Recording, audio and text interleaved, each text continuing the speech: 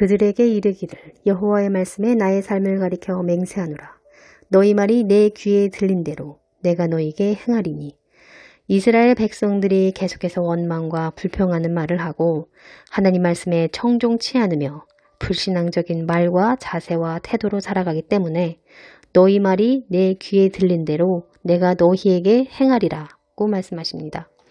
매사 원망하고 불평하는 말들, 매사 남 탓하고 남을 험담하며 비판하고 판단하며 정죄하는 언행들, 그 행위대로 그 언행대로 갚아주신다는 뜻입니다. 혀를 쓰기 좋아하는 자는 그 열매를 먹는다고 하지요. 악한 열매입니다. 심판대 앞에서 그들의 혀가 자신의 죄를 짓고 한다고 말씀합니다. 이 땅에서 긍휼 있는 심판을 받게 되는 일들이 있습니다. 내 행위, 내 언행을 따라 뿌린 것들을 일상생활 할 때 경험하게 되는 일들이 있습니다.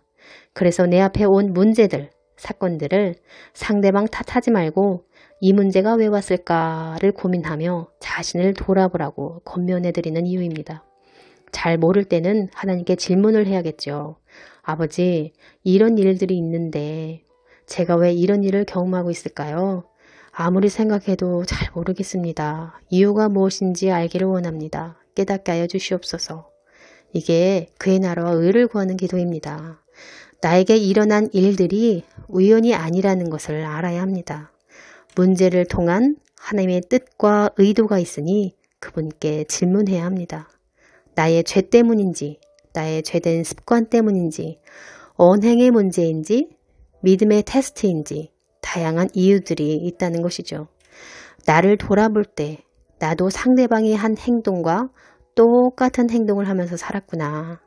뉘우치고 참회하며 회개할 수 있겠지요.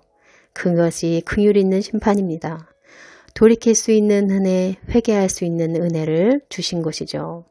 긍휼 없는 심판은 이 땅이 아니라 죽어서 심판대 앞에서 받게 되니까 그것만큼 안타까운 일이 또 있을까요?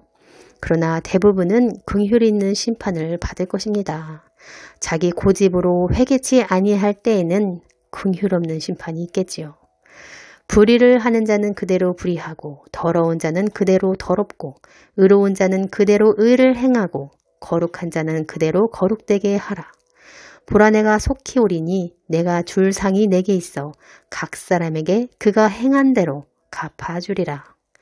각 사람의 마음 중심에 따라 불의한 자, 더러운 자, 의로운 자, 거룩한 자 이렇게 말세까지 쭉 가게 하신다는 두렵고 떨리는 말씀입니다.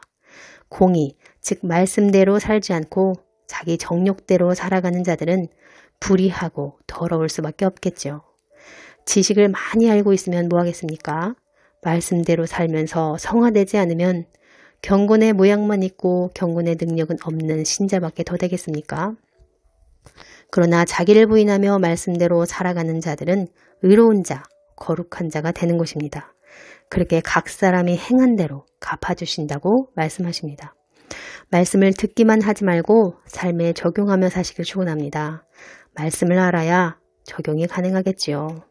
설교나 메시지 많이 듣는다고 경건의 연습을 하는 게 아닌 거 아시지요? 직접 말씀을 읽고 기도하며 양심은 뭐라고 하는지, 내 안에 계신 하나님은 나에게 뭐라고 하시는지, 설교나 메시지에서 무슨 찔림을 주는지 듣고 돌이키는 삶을 살아야 합니다. 말씀을 마음에 새기고요. 그 말씀대로 순종하면서 살아야 합니다. 휴거가 언제 되는가가 중요한 게 아니라 매일의 삶에서 나는 준비되고 있는가, 그것이 더 중요합니다. 오늘 게으르지 않고 열심을 내며 내가 해야 할 일을 미루지 않고 살아가는가, 순종하는가, 그게 더 중요합니다. 매일의 삶에서 차곡차곡 쌓이면서 준비되는 것이죠. 시작은 미약하지만 매일 경건의 연습을 하다 보면 나중엔 견딜 힘이 더 증가하게 되잖아요.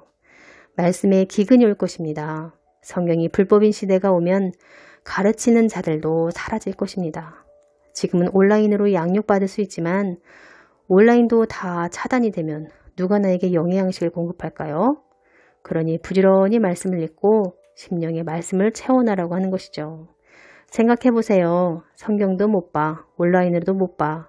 그러니 젊은 남녀가 다 갈아요. 피곤하게 된다고 요일서에서 말씀하지 않습니까?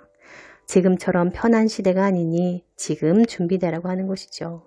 세월을 아끼라 때가 악하니라. 나를 향한 하나님의 뜻이 무엇인지 잘 분별하고 기도하며 음성 듣고 순종하며 동행하는 삶을 사시길 축원합니다.